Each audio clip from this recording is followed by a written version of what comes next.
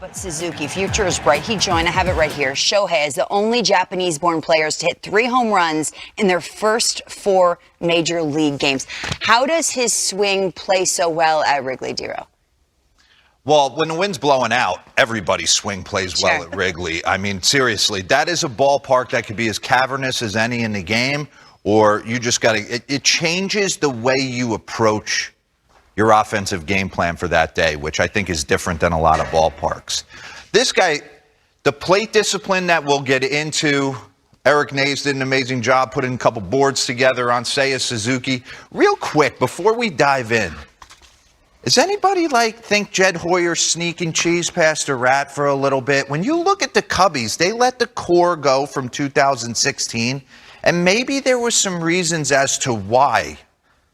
I mean, they went out and gave Stroman $71 million. Supposedly, they were in on Correa, and this dude inks a 5-year, $85 million. So, I mean, maybe they just wanted a different change of scenery with some things going in there. With the Wilson Contrerases and the Kyle Hendricks, of course.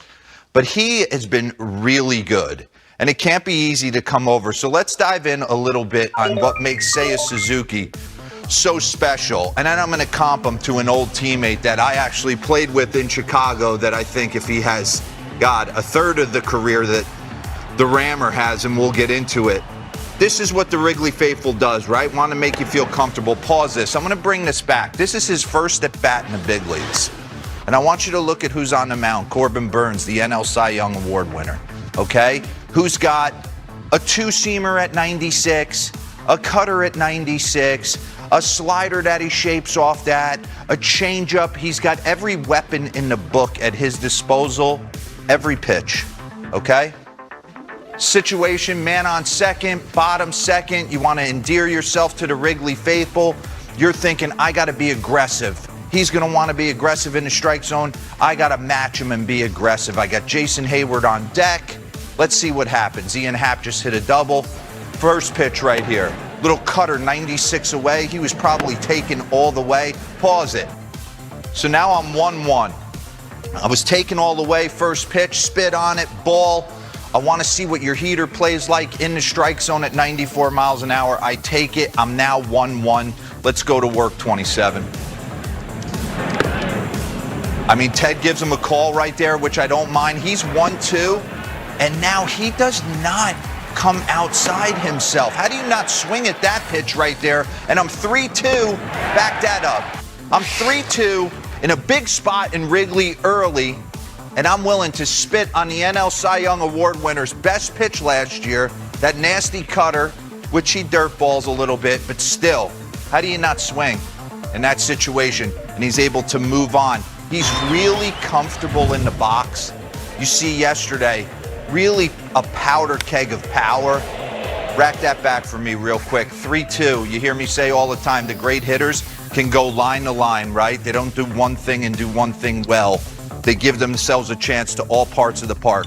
Anyone who's been in the box against Jose Quintana knows his fastball, even though he's had a little struggles lately, his fastball's got some late life on it, some late ride on it. So you don't want to be thinking dead pull. Seiya Suzuki, 5th game in the big leagues. Oppo and PNC. Getting on top of a high cheese right there. Just an absolutely gorgeous swing. 2-hand finish, which you don't see that often.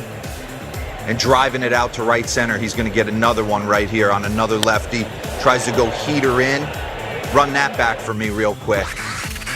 Heater in. Watch him pull his hands inside right here. Nice and slow. Look at that.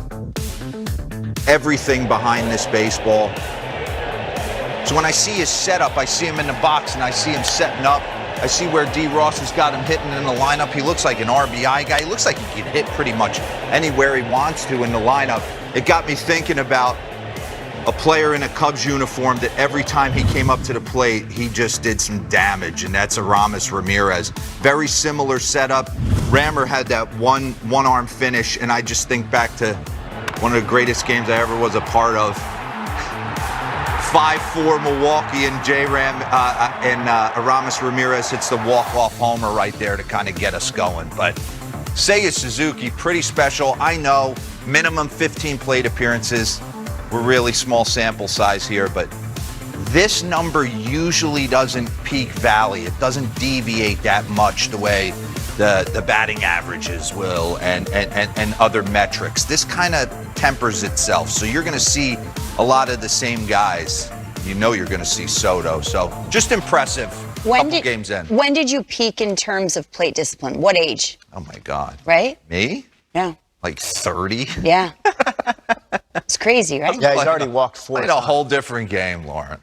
I had like a 4-year window where I was decent. Okay. You're decent now. You're really, really good at your job.